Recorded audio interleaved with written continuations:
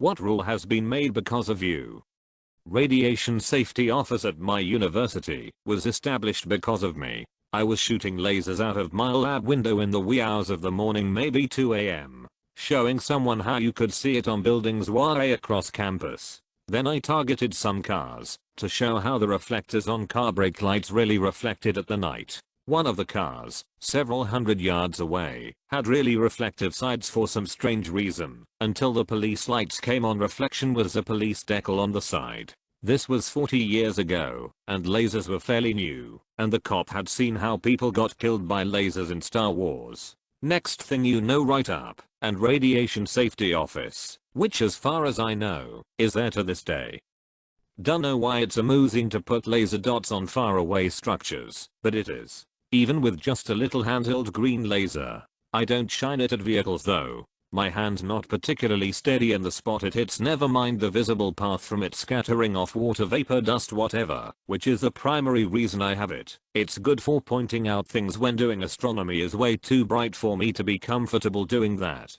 I once turned in an essay in 9th grade at 11:59, but the website messed up and said I turned it in at 12:01. I showed them proof, so they relented, but they ultimately replaced the due date of essays to 8:00. Because of me no one knew why it happened except for me. This one is weird, because it doesn't even fix the problem. There's nothing stopping someone from turning it in at 7:59 and having the same thing happen. IDK what the thought process is on this one. Only thing I can think of is that school typically ends between 2 and 3. So by moving the deadline up from 12 to 8, you've now reduced the amount of time someone can do a project on the last day at the last minute. Therefore, you encourage students to not wait until the last minute and get it in before they go to school on the last day, rather than trying to cram it all in the night it's due. I always have work for my students due by 9 PM. I like to pretend they'll go to bed earlier if their due date is earlier. Lol.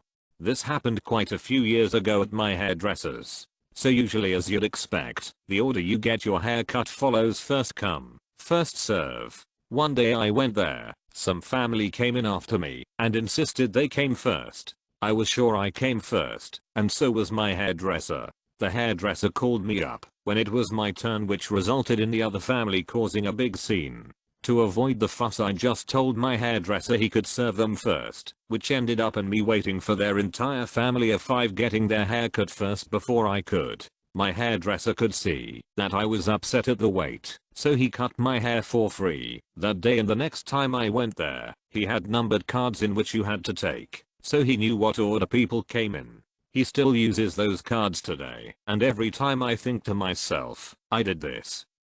No, you are not at fault, they did this. You're good fam. Pretty sure Op said that is a good thing. There's a jungle gym that I went to when I was like 7 to 8, and basically I was with my summer camp, and I felt like the cool bigger person sitting on the stools with the people who worked there. Long story short, I scooted back a little too far and fell back. The problem is, the place was all forest themed. So, they had a ton of big sharp rocks forming an outline for their fountain behind me. I hit my head on it and had a huge slice in the back of my head. I was bleeding all over the place at a dangerously fast speed. They were calling 911 and the ambulance came. Basically all that is a waste of your time. But, it was funny to learn that an old friend was having a birthday party there. And when we went to register me up, the employee told us she had just gotten hired and heard the story about me. So basically if you ever went there, it's a local place and I'm gonna keep my home state private, and brought up my name, I would be considered a well-known legend for them.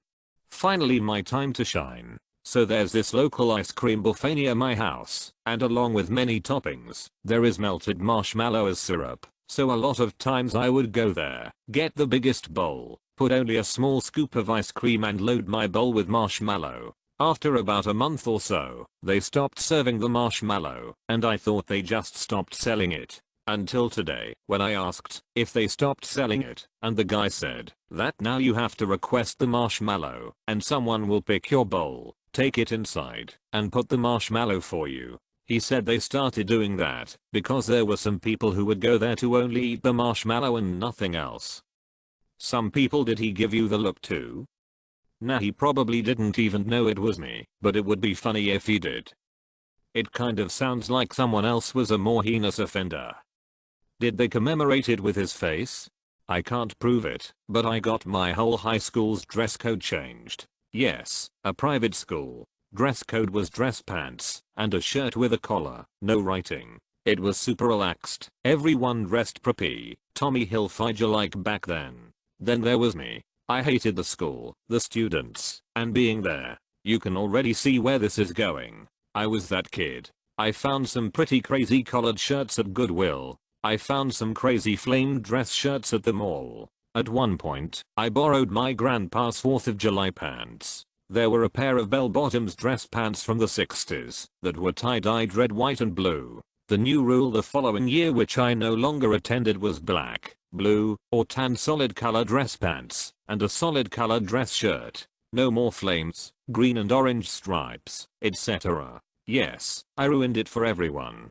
I was dropped as a 2 or 3 month old baby at the church daycare while I was being fussy. The girl helping tripped on the stairs while carrying me. The fall snapped my femur. She was only 14 and scared, so she didn't say anything. My parents found out while they were putting me in the car seat and my leg was all floppy. They took me to the hospital and the doctor told them that if the 2 parts of my leg were in the same room together it would heal fine. Of course, CPS got involved, and now the city of Dallas has a minimum age of 16 for people helping in a daycare, and we had some pictures of me with my toe to hip case that was less than 6 inches. And my leg was all floppy. How do you tell when a baby is floppier than usual? How do you tell the difference between a stick and a really bendy stick? It's basically the same thing. Drop it and see if it bounces. In middle school, for some reason, I really wanted to walk home from school. My mom never let me, and I never had the opportunity to. One day when my parents were away, which rarely happened, my grandparents took care of us. My grandma was supposed to pick me up, but I couldn't find her. Oh well, guess I'm walking home then. I walk home, and enjoyed looking at the trees and sky and stuff. When I got home, my brother was on the phone with my grandma. Apparently she was at the school and had been looking for me for 30 minutes. The teachers held me in for recess all that week to explain why I shouldn't have done that. After that, after the bell rang, you weren't allowed to leave the teacher's site and had to let them know you had to go when your mom arrived. Still, that walk home was pretty cool. Students may no longer bring their small children to class. When my mother was young and going back to school in her early 20s, she would occasionally bring me and my 4 siblings with her because she couldn't afford a sitter. 5 kids in her early 20s. Please tell me you're a triplet. No, but there is a set of twins and they're 5 kids, 4 pregnancies. Has actually an octuplet, they just couldn't afford to keep the other ones. Understandable for all parties though. My mom used to take me to her classes as well. I would sit in the hall and play with my toys. It was weird years later going to school in the same building and having memories of playing with a toy motorcycle in the halls. It's happened twice. One school banned all hair accessories larger than 1 inch, and any smaller than that which were glittery, contained jewels real or fake, or very brightly colored. Head teacher didn't like my cheer bows, lace scrunches, and neon bobby pins. The other teachers liked it because I would take the accessories out and fiddle with them in order to concentrate quietly, so I didn't bite my nails, tap on the desk, or click my pens constantly. I know I probably took it a bit far, but the pretty colors also helped keep my anxiety down. 2 different schools revoked the water bottles only in the water corner rule after I almost got decapitated by my teacher's medieval replica sword on my way to get a drink. I filed a grievance and formal appeal to my state insurance commission when my insurance company would not pay for a drug that was approved by FDA and had significant greater efficacy than my current medication. My insurance company made such determination without examining me, which I requested. My insurance company received a letter from insurance commission offering a choice to pay for my medicine or pay a $2.5 million fine. Drug manufacturer used my case to obtain coverage for similarly impacted patients in my state and granted me no copay status since, saving me and others in my state thousands of dollars annually. Sometimes David does beat Goliath. Okay, this wasn't directly because of me, but it is still a great story. So in elementary school the word noob was gaining popularity and people would call each other noob a lot, especially me and my friends. Nobody would ever mean it in a mean way, we would just say it playing around. One day before school started everybody was in the auditorium because it was raining outside, and the principal walked into the auditorium and grabbed the microphone and said, "I have been getting reports of people using the words noob and newbie, and it needs to stop." Then she left. It was so funny hearing her say that out loud. The funny part is that nothing changed after that and nobody quit saying it.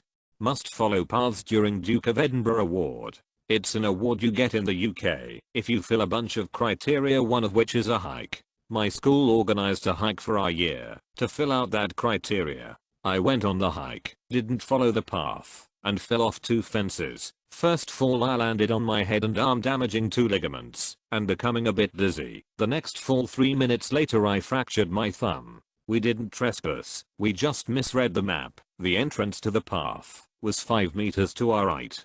Came home that evening and noticed the swelling, then went to hospital where they did an x-ray and put me in a cast.